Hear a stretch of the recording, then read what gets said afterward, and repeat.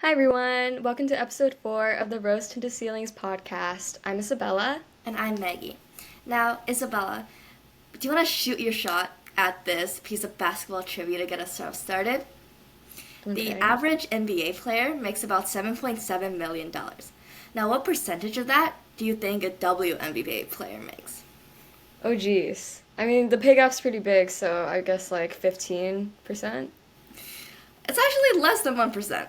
So, the average WNBA player makes a base salary of around $75,000. Oh my So, god. that is drastically under the amount of the average NBA player. So that is why we are discussing the gender pay gap in sports today. That is a giant place to kick us off.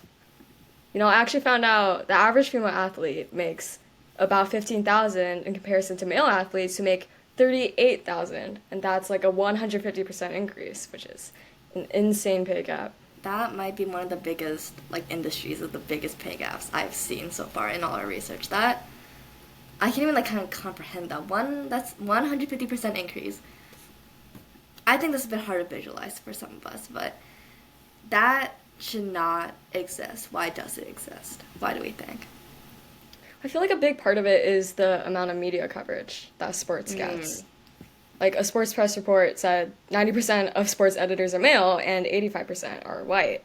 So of course, those people would gravitate towards covering male sports. Oh, I are you 85% white, 90%? Yeah.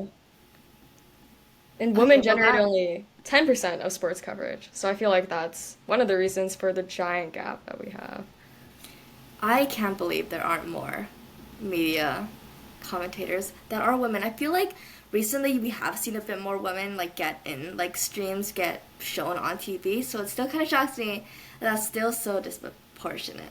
But yeah, I mean, I guess that makes sense because if we're not gonna have that kind of coverage, not even by females, if we're not having that coverage of females, then they're not gonna get enough exposure to be able to kind of smash that pay gap. Definitely, and it's definitely a culture thing too, because I feel like you'll have something to say about this too. There's so many guys that have said, "Oh, women's sports generates less revenue, so of course they get paid less." But it's because women were restricted historically, right? So it's not really because of that. I think that's such a shallow way to look at things, just to say women make less money. Because there's so much under that. I don't think people have ever gone a step further and questioned why do women's sports make less money? Because it's not like these women are less talented. They might not be at the same level as these men, but they are perfectly capable of holding up a good game within themselves, within their league. So there's so many more reasons as to why they're going to generate less revenue, which hopefully can get more into now. Yeah, and they were only allowed in long distance running in 1980 because before that they were deemed not strong enough. So when people say that it's because that less people watch them, so they're paid less, yeah, that's right, but then it goes deeper than that. 1980 is crazy. Taylor Swift was born in 1980. And that's when. Wow, okay, that's super recent. And I think that makes a lot of more sense too. Because you can't expect a sport that women are recently allowed into for those women to just start and bring up so much money when they barely ever got into it. And I think another thing about is that these prize money pools for these women leagues are a lot less than men's in the first place. Really? So that and there's just less funding going into these things. They're less developed. These programs aren't fully fledged out as some of these male leagues are. So it's kind of hard to expect when you're not investing into something like that. How can you expect it to bring something more out? Yeah, that's definitely. Okay, wait. Okay. I want to go back to what you said about coverage and about how I think you said 10% of females were 10% of commentators were female. Well, I've noticed, I'm sure everyone has too, that these few commentators who are female are treated so much worse than men are. The other day, NHL drafts were going on, and I was watching the stream by Sportsnet. It was done by two people. One was female, one was male.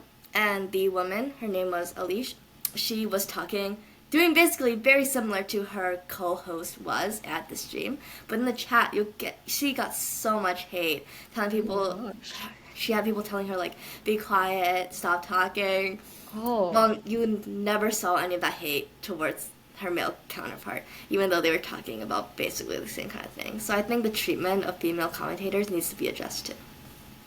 definitely. Like the idea that women shouldn't be in sports, that's so deeply rooted in our culture, and that's such a hard thing to fix. And that's Mm-hmm. also part of the reason why we don't have equality in pay. Like I would say it's really like a chicken and an egg type of situation, if you know what I Yeah, I'm mean. gonna need you to elaborate a bit on that. No, so you know how there's like that question, what came first, the chicken or the egg? Mm-hmm. So it's kind of the same idea with culture and media coverage because if you like you can't fix media coverage without fixing the culture, but you can't fix culture without fixing media coverage. So how do we go about this in a way that can actually fix the issue because it's so deeply rooted? A little bit of a weird metaphor there, but I think I get what you're saying, and I think that is why it's so tough, because there's no way. Like, how do we like kind of get in there and fix those two issues at once? I think that's all you can do, right? If you fix both things at once, is how they won't like collide with each other. But how exactly are we gonna do that? Because the culture in media coverage itself, as you said, is like really bad. I watch a lot of F1, as you probably know, and there is one commentator who I adore. Her name is Lissy McIntosh. Oh yeah. She does some of the pre-race like bits, and I think she's amazing. And she was talking about being a woman in the paddock, being one of the only women who work within this industry. And she said, and I quote, like, as a woman, you have to come with this innate need to prove yourself and why you're there. So she's saying how like women who did and were able to make it to this level still feel like they have to prove more just because they're in such a male-dominated field when they already work just as hard to get there. And I feel like to get young women into this industry too, to break those standards in our culture, we need visible female role models like Lizzie. So, but if women like Lizzie are still facing barriers to get in, and even barriers when she's already there, then how are we supposed to expect more women to be able to break those expectations?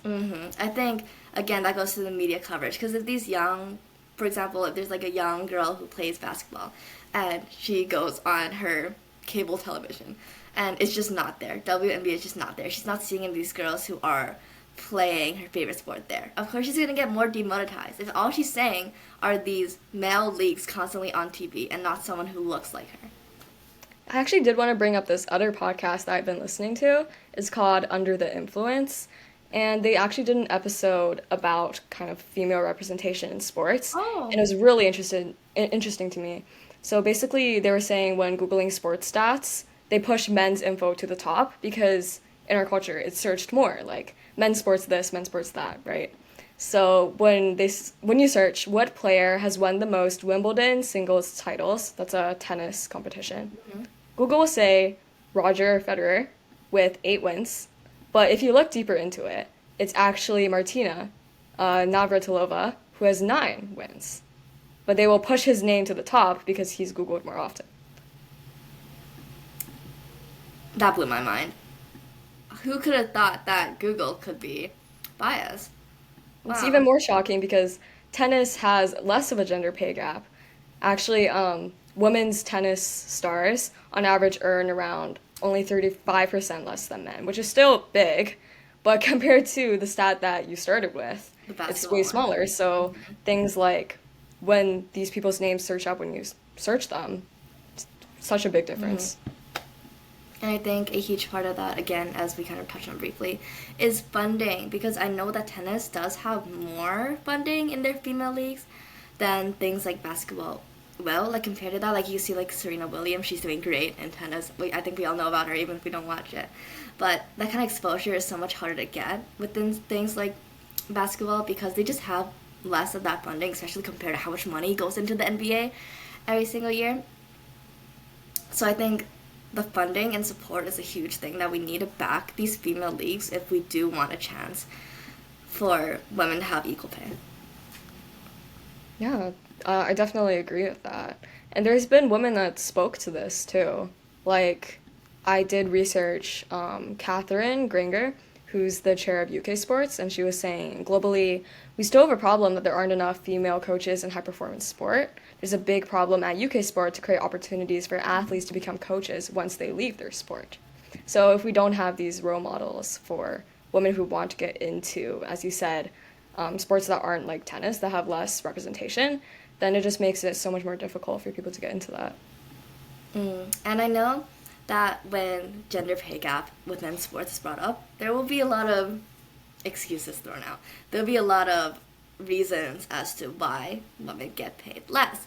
And I think a lot of these reasons can be easily debunked, and I think we can start off with some of them. For example, one that we'll hear a lot is, again, nobody watches female sports. So that's why they get paid less. But I think this goes back to as well as chicken and egg thing. You can't expect people to watch more female sports if you're not putting money and support into female sports. So they have less exposure and they have less promotion. You barely see ads, advertisements, promotion for any female league, unless it's like super targeted, I'm not sure. But on like the big screen, you'll never see kind of these advertisements from them, and because of that, you can't expect a lot of people to find out about this. And Exactly. some female leagues, for example, F1 Academy, which is an F1 funded female feeder league, they don't even stream their races, so you can't even watch them. So I don't know how people expect that these female leagues are going to generate money if the support isn't backed up with it. Yeah, and people in media coverage were also saying that, that's where the career growth is in male sports. And it stayed like that for so long. So for people to change it in F1 as well, how are you supposed to change that when it's been deeply rooted for so long? But that doesn't mean we can't try, right? And another thing that you hear a lot is how women aren't good enough to play in the main league, the NBA, the NHL, and that's why they get paid less because they're simply not good enough. And first of all, that's just not true because Manon Rome was a female hockey player and she did play 2 preseason games for Tampa Bay Lightning, an NHL team. So that just kind of goes to disprove that there are so many women that are good enough, but that's a whole other topic about how young female athletes are just completely underdeveloped because of a lack of support there. That's just a whole other thing. So there are women who are good enough to make these huge leagues, but even then, that doesn't mean that these women's sports are less great to watch if they're not at the skill level of men.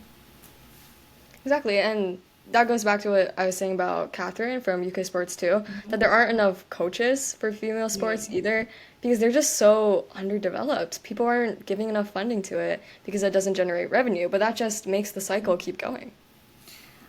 That definitely is because I don't know how it's possible to get these high professional coaches that will be able to help these young female athletes develop if there's not enough funding that goes into being able to get their support. Yeah, and I also read that a lot of big presses, for their stories on women's sports, they would put less experienced journalists or interns on it. So then that just continues the cycle of it getting less That's attention. so upsetting because if you want something to get attention, you can't just throw it on something that's like a second level, second at best. I think coverage, which is kind of a theme that we've kind of seen throughout this episode, is the only way we can get anywhere closer. Because I feel like if people gave women's sports a chance, they'd love it. They'd understand why people want to support it so bad, but nobody does that. Exactly, and there would actually be role models for us to look at and be like, wow, I can get into sports like her. But right now, if you turn on sports television, there's not going to be a lot of that.